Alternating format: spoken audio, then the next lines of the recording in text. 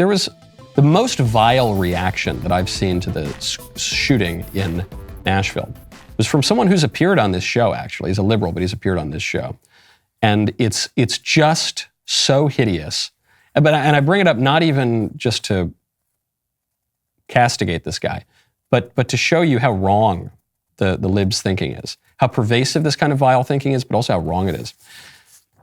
David Pakman tweeted out, quote, "Very surprising that there would be a mass shooting at a Christian school, given that lack of prayer is often blamed for these horrible events.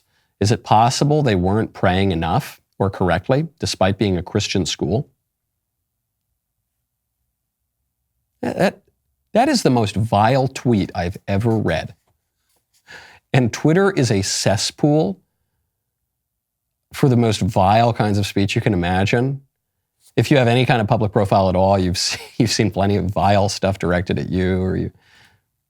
But that is the single most vile tweet I have ever read. He ended up deleting it, but he didn't apologize. In fact, he played the victim. He said, "All right, too many anti-Semitic attacks and threats to my family. I've deleted the tweet." So that's one. No one saw any of these alleged anti-Semitic attacks. But what a joker! How pathetic! So I won't even apologize. I was totally right. Yeah, I'm going to make fun of these murdered kids. I'm going to make fun of them for being Christian. Ha ha, you idiot Christians. Yeah, that'll teach you to be Christian. Yeah, but I'll delete the tweet anyway. I don't want to deal with you people anymore. That's what he's saying. So really, just very little leaves me without much to say. This does. The one thing I would have to say about it, though, is his premise is wrong. He's saying that lack of prayer is often blamed for these horrible events. When has that ever occurred? I've never once heard from anybody other than him that lack of prayer is the cause of shootings or any other kind of evil or suffering. No, what happens is after bad things happen, compassionate people with a even somewhat clear understanding of reality will say, "Oh, I'm praying for you. I'm sending you, I'm thinking of you and I'm praying for you." And then libs will scream and yell at them for it or make fun of them for it. Say, "Yeah, thoughts and prayers. You keep your thoughts and prayers and shove it." Oh, okay. What are you offering? I'm offering thoughts and prayers. What are you offering? You're just offering invective and bile, and you're mocking little kids for being Christians and being murdered. What are you offering? Well, we're offering gun control laws. None of the gun control laws have ever worked. You've passed plenty of gun control laws. They haven't done anything. Well, we're offering anger. Oh, thanks. Oh, thank you. That's what we have a shortage of, is anger. Oh, your anger is so comforting. What are you offering? Well, we're offering cruel jokes about murdered children and Christians. Oh, cool, thanks. I think I'll stick with thoughts and prayers. If you are against thoughts and prayers after a tragedy, that's a pretty good sign you're on the wrong side. There wasn't sufficient prayer. No Christian believes that. It rains on the just and the unjust alike. Bad things happen to good people. That's one of the most basic problems that anyone who has given even 2 seconds of thought to morality and religion has considered. And these people haven't even gotten that far. You know, it's often pointed out that the libs who are pushing gun control know the least about guns. They don't know how any of the guns work. They don't know anything about the history of guns. They don't know anything about the effects of gun control laws. They don't know anything about the history of the Second Amendment. They just don't know anything about anything, but they're the ones who are pontificating and attempting to regulate these things. Well, certainly the same is true of thoughts and prayers. These people have never given 1 second of thought to thoughts and prayers and the meaning of prayer and the meaning of suffering and why good things happen to good people. Theodicy and, more broadly, theology or any of it. All they've got to offer is bile and poison. Absolutely disgusting stuff. And they are pushing it. There was a release from the Trans Resistance Network. This came out on the school shooting.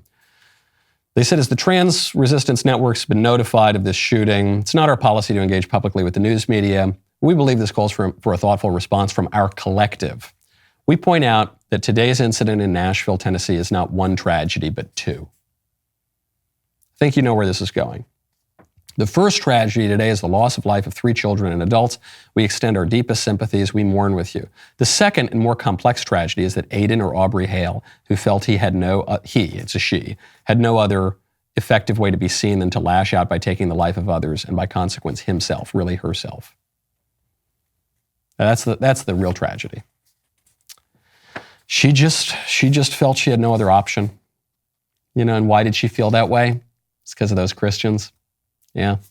This is essentially the same thing. David Pakman made a joke about it, and the Trans Resistance Network is saying it with a straight face. Yeah, these Christians, they're just so wrong. They're so wrong that they're bringing this upon themselves. Yeah.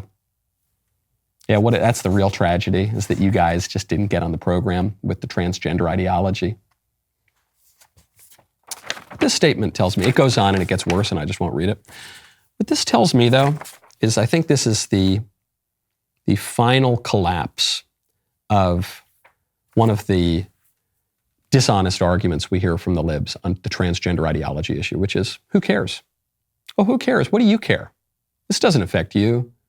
This isn't a big deal. Just live and let live. Who cares? Who cares? These people care. These people care enough that they would blame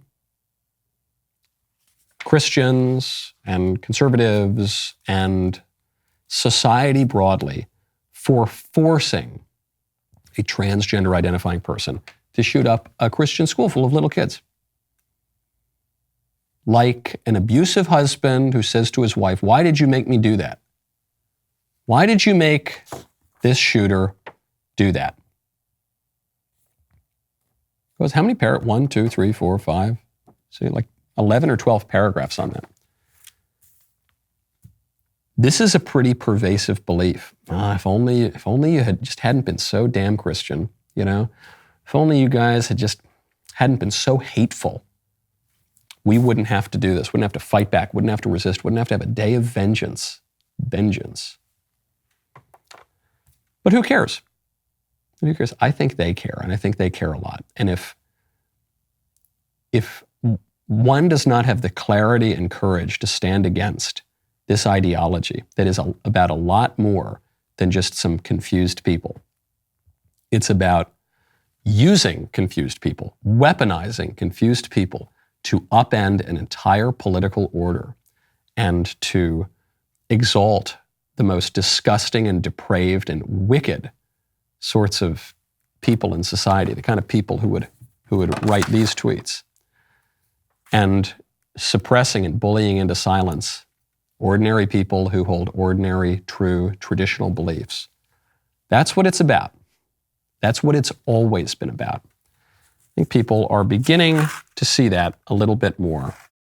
The rest of the show continues now. You do not want to miss it. If you are not a member, go to dailywire.com/Knowles.